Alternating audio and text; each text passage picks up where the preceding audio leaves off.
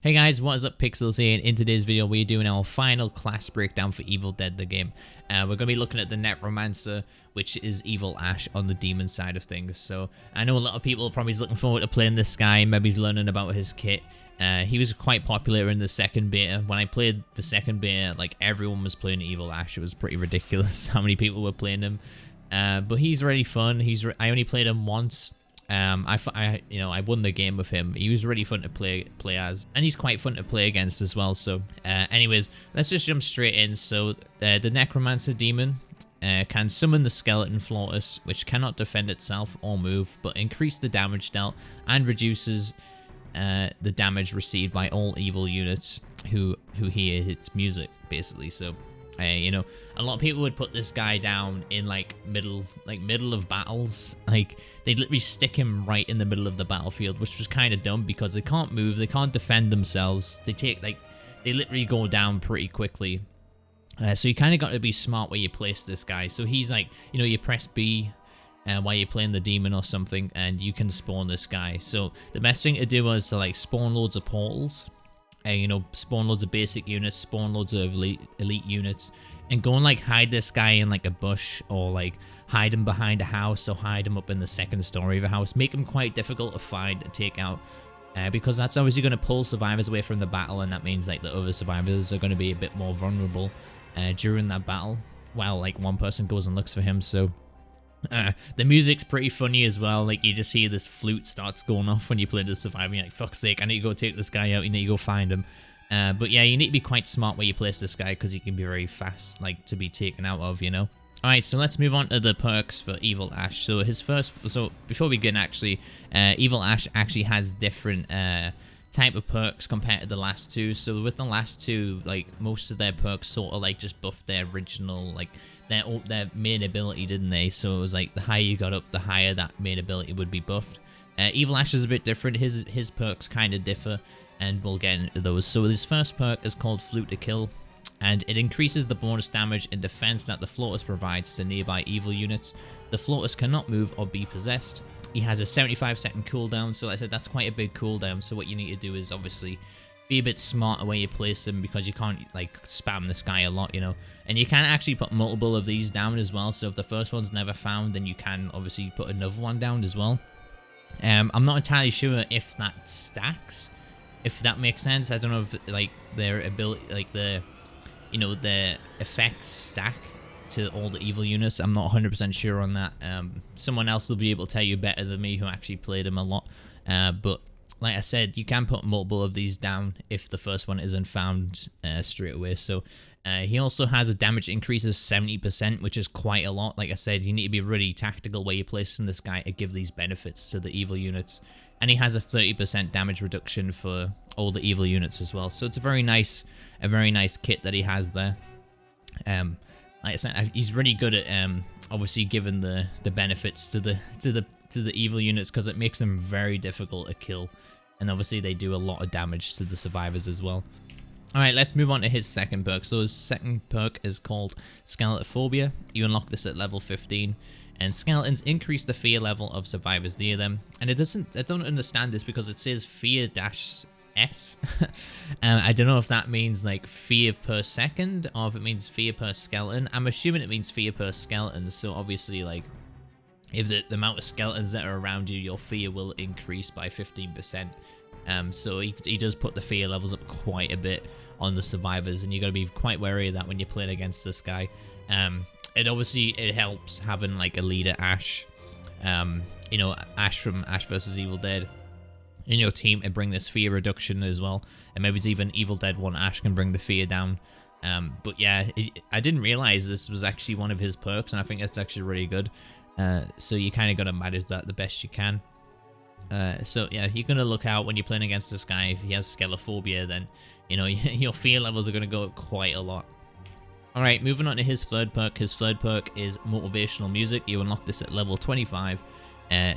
Increases the bonus damage and defense that the Flautus provides to nearby evil units, and that has an extra effect of 20%. So if we go up to the Flute To Kill again, that is 70% increase and 30% damage reduction. So that'll buff both of those up by 20% extra. So then they'll have a 90% damage increase, which is absolutely insane.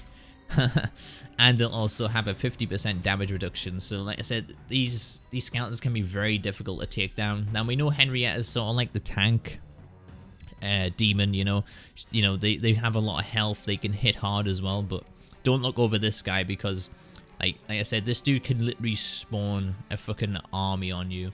And obviously having the Flautus there, you know, they're going to be very difficult to take down. They do a lot of damage as well. So you got to be very like well coordinated playing against the Necromancer, because it felt like they could just constantly spawn just so many skeletons.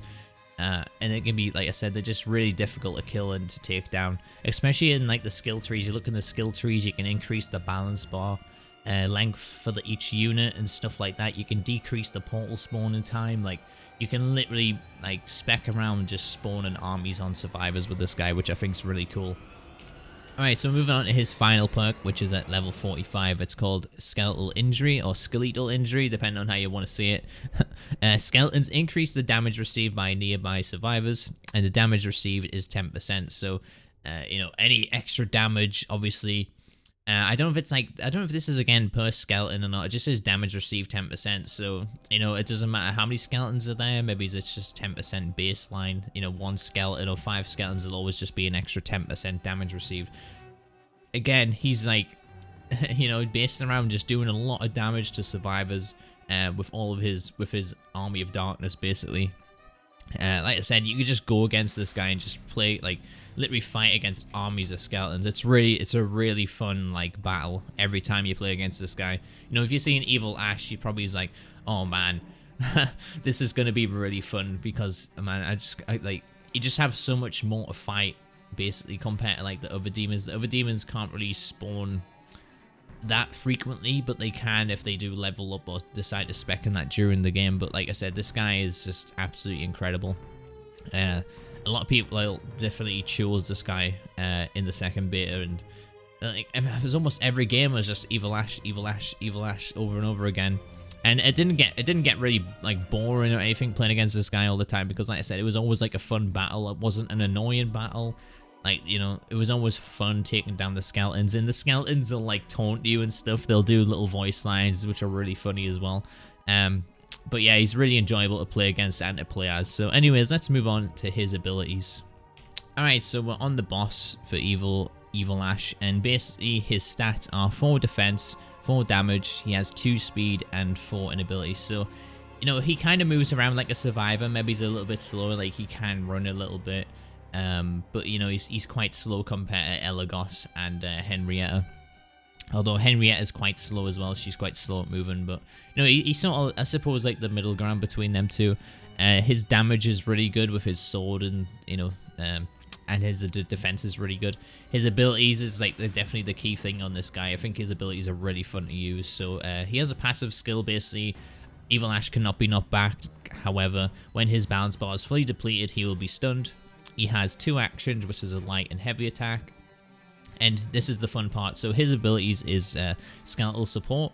Evil Ash summons skeletons to help him fight. So, you know, if you're fighting, you know, you'll see Evil Ash like put a sword in the air, and like loads of skeletons will just spawn out of the ground or whatever, or you know, they'll jump out of portals and they'll, you know, they will attack the survivors. So he does spawn, you know, quite a few skeletons. His next one's pretty cool. It's called Infernal Invigoration. So if you've seen some gameplay online with Evil Ash, he actually grabs hold of a survivor and, like, you know, he drains like a blood type of thing out of them. And what that does is, you know, Evil Ash chokes a survivor, healing Evil Ash, and it causes damage to the survivor. This attack cannot be dodged, and to break the hold, other survivors must attack Evil Ash. So, you know, it's pretty good that you can sustain himself in combat by getting those types of heals as well, which I think is really good. Especially if, you know, you buff him up quite a bit in during the game with the threat level and stuff, he can be quite difficult to take out.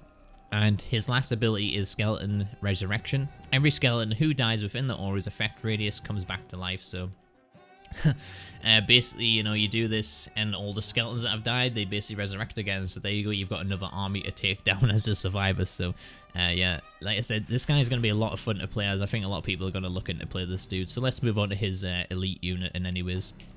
Alright, so his elite unit. So the elite unit was actually pretty fun.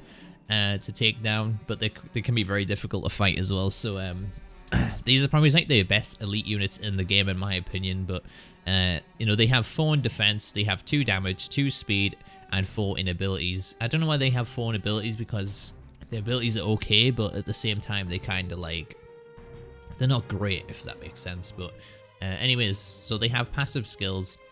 Skeleton elites cannot be knocked back unless the balance bar is fully depleted. Skeleton elites defend themselves with a shield while walking or idling, but not while running or attacking. When the skeleton elite balance bar reaches 0, it loses its shield. So they're pretty good for defending themselves against like long range attacks. What they will do is obviously put their shield up. They're quite hard to take down from a distance as well. Even, you know, doing the melee combat, like it takes quite a while to get their defense down. And obviously they hit pretty hard as well, so they do quite a lot of damage, especially if they have a Floatus nearby. And even if these things are possessed, you know, maybe you could, if you're 1v1 with one of these possessed things, and you know you're not quite buffed up yourself as a survivor, they will probably take you out, because they're quite difficult to take out as a possessed unit as well. So their abilities are Trident Smash, Skeleton Elites charge forward and smash the ground, damaging anyone in the shockwave. This one's pretty good. You can actually buff this up in the perk tree as well, which I did notice, which, you know, to deal more damage with it basically. And the Trident toss, the Skeleton's elite through its trident, dealing heavy damage to anyone it hits. So if you do land this, it does do quite a lot of damage to a survivor as well. So like I said, I think they're probably like the best elite units in the game. Sorry if I seem a bit all over the place with this one, because I've just woke up and you know, I'm still waking up a bit. But anyways, let's move on to his final basic unit. So the basic units are pretty good as well. So they have good defense, they have 3 in defense, they have 2 damaged, 3 speed, and 2 ability. So these things are actually pretty quick when they're running towards you. And they actually have really good defense because they also have a shield like the elite unit. So obviously the skeletons will defend themselves with a shield while walking or idling, but not while running or attacking. When the skeleton's balance bar drops to 0, it loses its shield. And of course, they have 2 actions, which is a light and heavy attack. And so their abilities are actually pretty decent as well. I kind of like them. So the lunge and thrust, strong and slow melee attack with long range. So it's kind of like a what they'll do is they'll jump back and then ram the spear into you. It can be, you know, sort of easy to dodge, but if they land it, they actually do quite a lot of damage with that. The next one is War Cry. This blood-curdling yell inflicts light damage and knocks back any survivors within range. I think that's the one where they sort of like they ram it into the ground as well. So again, it's a pretty decent ability. And they can dodge melee attacks like survivors as well as another ability. So anyways, this has been my class breakdown for Evil Ash. Like I said, I felt a bit all over the place doing this one because, you know, I only played him once. I didn't really understand everything until I started playing him a bit more, or playing against him more in the second beta. And I still don't kind of understand some of his things, but it's kind of like the best thing I can describe with this guy is like, you know, he's based around, you know, summoning an army, and obviously, rightfully so, it obviously goes into the lore of the movie, and I think that's really cool. I think we're going to see a lot of this guy at launch. Like I said, I think most people are going to be looking at playing this dude, but like I said, this is my final class breakdown, guys. I hope you enjoyed it. I hope you enjoyed all my class breakdowns. Again, all my class breakdowns are subject to change to launch because this is all just from the second beta and the first beta, all this info. I've done the best I could with all the screenshots because, like I said, I didn't play much of the demon side at all. I only played like 3 matches. I won all 3 matches that I played. I'm not the type of person to play a killer role, personally. You know, for those of you who know me, I don't really play killer on Dead by Daylight. I find it quite boring, but honestly, on this game, I can see myself playing quite a lot of demon as well as playing survivor, because playing the demon is so much fun on this game. You know, you can fuck with the survivors, you know, possessing their cars, possessing trees, like putting their fear levels up, setting traps in the crates and stuff. You know, you kind of like the, it's just such a different experience, and it's so much more fun, like playing like the sort of dungeon master role and having control of the environment and things like that. But yeah, it's been really fun doing all these class breakdowns for everyone. I hope you enjoyed them. The next thing I'm probably going to look at is doing like beginner tips for survivor. So that, you know, what's the best thing to do when you spawn in, what's the best thing to look for when you're running around as survivor and things like that. So I'm going to be looking at those the best I can. I'm going to probably try and put one of those videos out before launch as well, which, you know, is literally 2 days away. I literally can't fucking wait to play this game. But like I said, thank you guys so much for watching. For those of you who are new to the channel, hit that sub button for more Evil Dead content. I'm going to be streaming this game once it comes out, and I'm maybe doing a giveaway as well. I'm not 100% sure on that. I want to see how, you know, skins work and stuff in the game. You know, maybe do some skin giveaways and things like that. So, like I said, hit that sub button. You'll get notified when I go live for that on Friday. And for any more future Evil Dead content, you don't have to go anywhere else. Like I said, I don't stream on Twitch or anything. I stream straight on YouTube, and you'll get all my content there. And thank you guys so much for watching. I've been Pixels. You're my awesome viewers. I'll catch you guys in the next one.